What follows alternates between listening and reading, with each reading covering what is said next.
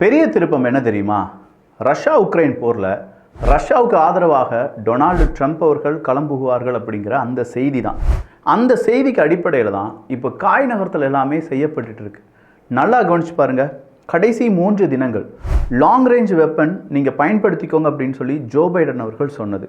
ஏன்னா Donald Trump அவர்கள் வந்தாங்கன்னா அதுக்கான அனுமதி கிடைக்காது. 3 நாடுகள் UK, பிரான்ஸ், ஜெர்மனி போன்ற நாடுகள் உக்ரைனுக்கான உதவியை நாங்கள் செய்வோம் அப்படின்னு சொன்னது. நாட்டோவினுடைய தலைவர்கள் ட்ரம்ப் ப்ரூஃப் அப்படிங்கிற ஒரு பாலிசியை உருவாக்குனது. அடுத்ததாக ஜெர்மனி உக்ரைனுக்கு தேவையான எல்லா உதவிகளையும் செய்ய நாங்களும் தயாராக இருக்கோம், ஆனாலும் ரஷ்யா கொஞ்சமாக அமைதி பேச்சுவார்த்தையில் ஈடுபடலாமே அப்படிங்கிற நாசுக்கான சில கேள்விகளை கேட்டது. இதுலேருந்து ஒரு விஷயம் புரியுது. ட்ரம்ப் அவர்கள் ஆட்சிக்கு வர்றதுக்கு முன்னாடி இவ்வளோலாம் செஞ்சு முடிக்கணும். ஒருவேளை ட்ரம்ப் அவர்கள் ஆட்சிக்கு வந்துட்டாங்கன்னா புட்டின் அவர்கள் கூட என்ன பேசுவார்? அதுக்கான டாக்குமெண்ட்டையும் இன்னைக்கு மேற்குலக நாடுகள் ஒரு டீட்டெயில்டு ரிப்போர்ட்டாக வெளியில் விட்டுருக்காங்க. அந்த ரிப்போர்ட் என்ன சொல்லுது? அடுத்ததாக ரஷ்யாவினுடைய ஹேக்கர்ஸ் என்ன செய்ய நினச்சிருக்காங்க? வடகொரியாவினுடைய இராணுவ வீரர்கள் மட்டும் இல்லையாமே, வேறு சில நாடுகளுடைய இராணுவ வீரர்கள் ரஷ்யாவுக்கு ஆதரவாக களம் புகுந்திருக்காங்க அப்படின்னு சொல்கிறாங்களே, அது என்ன அப்படிங்கிற கம்ப்ளீட் டீட்டெயில்ஸை தான் இந்த ஒரு பதிவில் பார்க்க போகிறோம். அன்பு தமிழஞ்சங்களுக்கு தமிழ் பொக்கிஷத்தின் வணக்கங்கள்.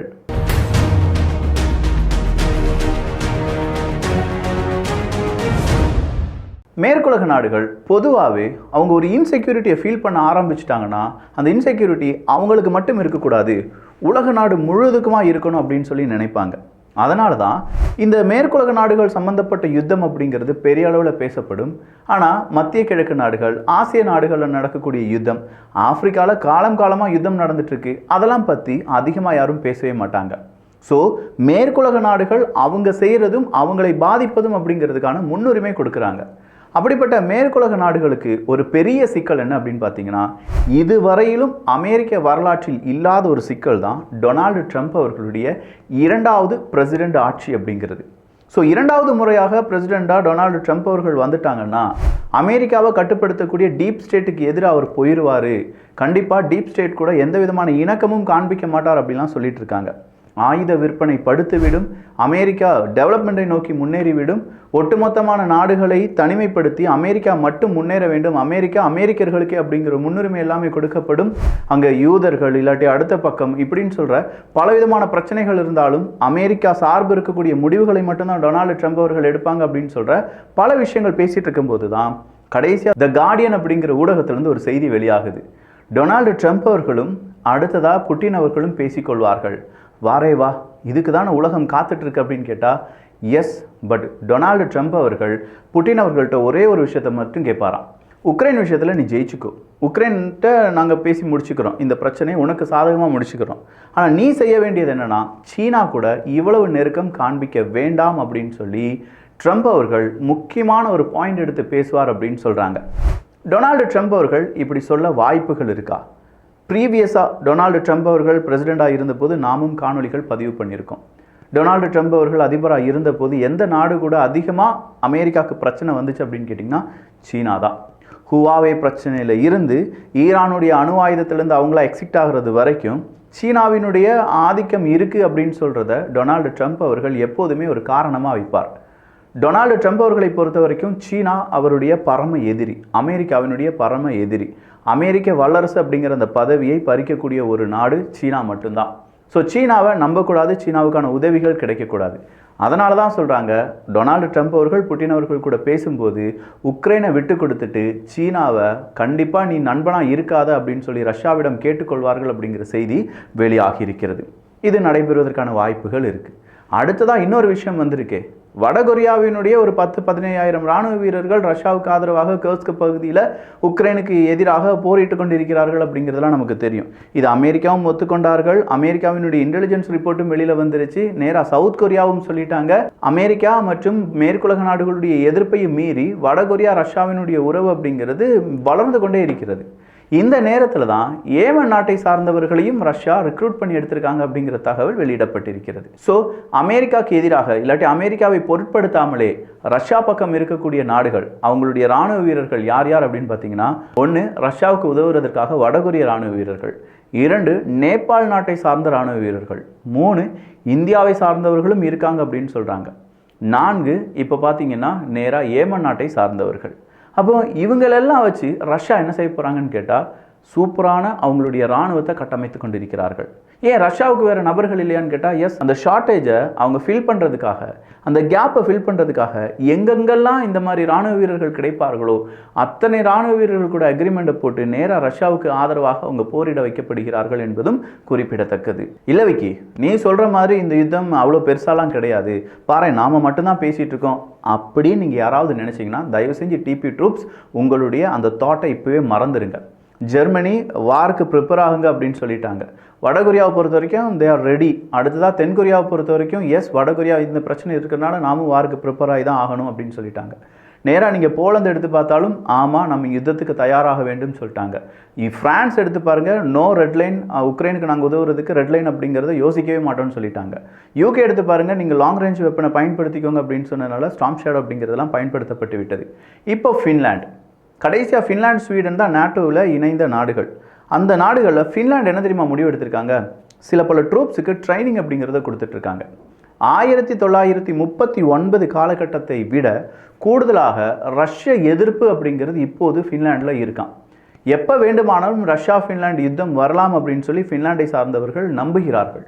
அதனால் டெடிகேட்டடாக சில டீமை எடுத்து அந்த டீமுக்கு ரஷ்யா கூட சண்டை வந்துச்சுன்னா நம்ம என்ன செய்யணும் அப்படிங்கிறதுக்கான ட்ரைனிங்கை ஃபின்லாண்டு சொல்லி கொடுத்துட்டு வராங்க அப்படிங்கிற தகவல் இன்று எல்லா மீடியாக்களிலும் வெளியாகி இருக்கிறது. அதை நான் கிராஸ் செக்கும் பண்ணிட்டேன். அப்போ ஃபின்லாண்டுக்கு இவ்வளோ பெரிய பயம் தேவையா அப்படின்னு கேட்டால் ஆமாம். ஏன்னா ஃபின்லாண்ட் ஸ்வீடன் நாட்டோக்குள்ளே ஜாயின் பண்ணும்போதே ரஷ்யா எதிர்த்தார்கள். வேணாம், நீங்கள் நியூட்ரலாக இருக்கக்கூடிய நாடுகள், திடீர்னு நீங்கள் அவங்களுக்கு ஆதரவாக போயிட்டீங்கன்னா உங்களை நாங்கள் எதிர்க்க வேண்டியதாக இருக்கும், அதை விட்டுட்டு எங்களுக்கு வேறு வழியே இல்லைன்னு சொன்னாங்கல்ல. இப்போ ஃபின்லாண்ட் இந்த மாதிரியான முயற்சிகள் எடுத்து ரஷ்யாவுக்கு எதிராக அவங்களுடைய இராணுவ வீரர்களை ட்ரெயின் பண்ணிட்டு இருக்கும்போது ரஷ்யா சும்மா விட்டுருவாங்களா? ஸோ ஆன்டி ரஷ்யா அப்படிங்கிறது 1939 விட கூடுதலாக இருக்கிறதுனால தான் உலக அளவில் இந்த சலசலப்பு அப்படிங்கிறது தொடர்ச்சியாக 1000 தினங்களையும் தாண்டி இருந்து கொண்டிருக்கிறது. ஒன்றுமே வேணாங்க, ரஷ்யா அமெரிக்கா என்ன உங்களுக்கு ஞாபகம் வரும்? கோல்டு வார் அப்படிங்கிறது நம்ம ஞாபகத்துக்கு வருமா வராதா? அந்த கோல்டு வார் அப்படிங்கிறது 1990 இப்போ வர ரொம்ப கூடுதலாக இருந்துட்டு தானே இருக்குது. 2வது உலகப் போர்லேருந்தே ஸ்டார்ட் பண்ணாலும் 1990 பிறகு கோல்டு வாரினுடைய தீவிரத்தன்மை எவ்வளோ அதிகரிச்சிருக்கு. ஸோ அந்த கோல்டு வாரை இவ்வளோ தூரம் வந்துட்டு இருக்கும்போது முக்கியமான ஒரு வார் இந்த ரஷ்யா உக்ரைன் யுத்தம் அப்படிங்கிறது. அப்படின்னா எவ்வளவு வருடங்கள் இதை தாங்கி ரஷ்யாவினுடைய அடுத்த கட்ட காய் நகரத்தில் இருக்கும் புட்டின் அவர்களுடைய விஷன் எப்படி இருக்கும் அப்படிங்கிறதெல்லாம் பார்த்து கொள்ளலாம். அடுத்ததா ஓர்ஸ்னிக் தான். இந்த ஓர்ஸ்னிக்கை பற்றி எல்லாருமே புகழ்ந்து பேசிட்டு இருக்காங்க. அந்த பக்கமா மெத்வேதேவ் அவர்கள் எப்பா அவர் என்ன தெரியுமா சொல்றாரு, ஐரோப்பிய ஒன்றிய நாடுகள் இந்த ஓர்ஸ்னிக் உங்களால் தாக்கு பிடிக்க முடியாது, சொன்னால் கேட்டுக்கோங்க, உங்களுடைய ஆன்டி மிசைல் சிஸ்டத்தை வச்சு இதை அழிக்கவே முடியாது. ஓர்ஸ்னிக்கை பொறுத்த வரைக்கும் இப்போதைக்கு நாங்கள் நான் நியூக்ளியர் டிசைன் தான் செஞ்சுருந்தாலும் நியூக்ளியர் டிசைனாக அதை மாற்றிட்டோம்னா கண்டிப்பாக சொல்கிறோம் ஐரோப்பிய நாடுகளுக்கு இது பெரும் சிக்கலை ஏற்படுத்தும். இந்த ஓர்ஸ்னிக் அப்படின்னு சொல்லக்கூடிய பிஜிஆர்எஸ்டி மிசைல்ஸ் உங்களுக்கான ஒரு எச்சரிக்கை தான். இந்த எச்சரிக்கையும் நீங்கள் கடந்து விட்டீர்கள் அப்படின்னா, இந்த எச்சரிக்கையை பொருட்படுத்தாமல் விட்டுட்டீங்கன்னா இதற்கு எதிராக நடக்கக்கூடிய எந்த செயலுக்கும் நாங்கள் உத்தரவாதம் கிடையாது. மெத்வேதேவ் அவர்களுடைய மிரட்டல் நேரடியாக மேற்குலக நாடுகளை பார்த்து இப்படி ஒரு வார்த்தையை சொல்கிறார், நீங்கள் வேணால் திருந்திக்கோங்க, இல்லாட்டி இந்த மிசைல் உங்களுக்கு எதிராகவும் வரும் அப்படிங்கிறதுல மாற்று கருத்தே கிடையாதுன்னு சொல்லியிருக்கார் மெத்வேதேவ் அவர்கள். இல்லைப்பா அவங்க என்னப்பா இன்டர்மீடியட் ரேஞ்ச் பாலிஸ்டிக்ஸ் மிசைல் நம்ம ஆட்கள் ஏடிஎஸ்இஎம்எஸை மறுபடியும் பயன்படுத்த போகிறாங்களாமே அப்படிங்கிற தகவல் வெளியாகி இருக்கிறது. எஸ், அவங்க ரோஸ்டோவ் பகுதியில், ரஷ்யாவினுடைய ரோஸ்டோவ் பகுதியில் மறுபடியும் ஏடிஎஸ்இஎம்எஸ் பயன்படுத்துவதற்கான வாய்ப்புகள் இருக்குன்னு சொல்கிறாங்க. ஆனால் அந்த வாய்ப்புகளையும் தாண்டி ரஷ்யா திரும்ப அடிக்கிற நேரத்தில் அது கண்டிப்பாக உக்ரைனுக்கு பெரிய இழப்பாக இருக்கும் அப்படிங்கிற வார்த்தையும் அந்த ஆர்டிக்கு கீழேயே போடப்பட்டிருக்கிறது. ரஷ்யா இப்போ உக்ரைன் அடிச்சிட்டு இருக்காங்க, இது ரஷ்யாவுக்கு மட்டும்தான நஷ்டம் அப்படின்னு கேட்டால் இல்லை, பல நாடுகளுக்கு இதனால் லாபம். உக்ரைன் அடிக்கிறதுனால யாருக்குப்பா லாபம் வந்துட போகுது அப்படின்னு கேட்டிங்கன்னா ஈஸ்டர்ன் யூரோப்பியன் நாடுகளுக்கு லாபம் வந்துட போகுது. ஏன் ஈஸ்டர்ன் யூரோப்பியன் நாடுகளுக்கு லாபம் வந்துடுது அப்படின்னு கேட்டிங்கன்னா அவங்க தான் உக்ரைனுக்கு தேவையான கரண்ட் எல்லாத்தையுமே கடன் கொடுத்து உதவிட்டு இருக்காங்க. என்னப்பா கரண்டையுமா கடன் கொடுத்து வாங்கிட்டு இருக்காங்க அப்படின்னு கேட்டால் ஆமாம், இது எல்லாம் தான் இந்த யுத்தத்தினுடைய போக்கை மாற்றக்கூடிய சில விஷயங்கள், வேற ஒன்றுமே வேணாங்க. யூகேலேருந்து எல்லா நாடுகளும் இப்போது அலறி துடித்து கொண்டிருக்கிறார்கள். ரஷ்யாவினுடைய ஹேக்கர்ஸ் சீக்கிரமாக யூகேனுடைய பல வெப்சைட்ஸை ஹேக் பண்ணி அதில் இருக்கக்கூடிய டேட்டா வச்சு அவங்களுக்கு தேவையான நடவடிக்கையில் ஈடுபட்டு விடுவார்கள் அப்படிங்கிறது தான் லேட்டஸ்ட் அண்ட் ஹாட்டஸ்ட் அப்டேட்.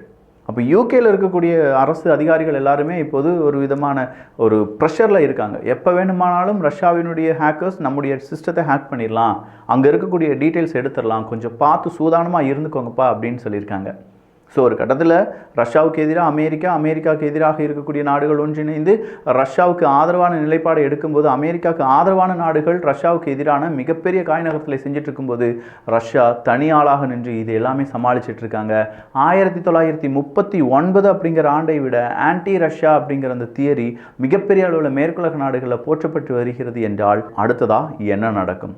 இதே மாதிரி இன்ட்ரெஸ்டிங்கான இன்டெப்த்தான இன்ஃபர்மேஷன், சும்மா ஒரு நியூஸ் கிடையாது, அதில் உள்ள என்ன இருக்குது, எப்படியெல்லாம் அது சாத்தியக்கூறுகள் இருக்குது அப்படிங்கிறத ரொம்ப முக்கியமான ஒரு இன்டெப்த் அனாலிசிஸ் தான் நம்ம இங்கே சொல்லியிருக்கோம். ஸோ இதை பற்றிய உங்களுடைய கருத்துக்கள், உங்களுடைய கமெண்ட்ஸ் இங்கே வரவேற்கப்படுகின்றன. நல்லதை பகிர்ந்து ஷேர் பண்ணி நண்பர்களுக்கு, உறவினர்களுக்கு, டீச்சர்ஸ்க்கு, ஸ்டூடெண்ட்ஸுக்கெல்லாம் ஷேர் பண்ணி நல்ல சமுதாயத்தை, நல்ல அறிவார்ந்த சமுதாயத்தை, உலக அரசியல் தெரிந்த ஒரு சமுதாயத்தை உருவாக்குவோம். நன்றி, வணக்கம்.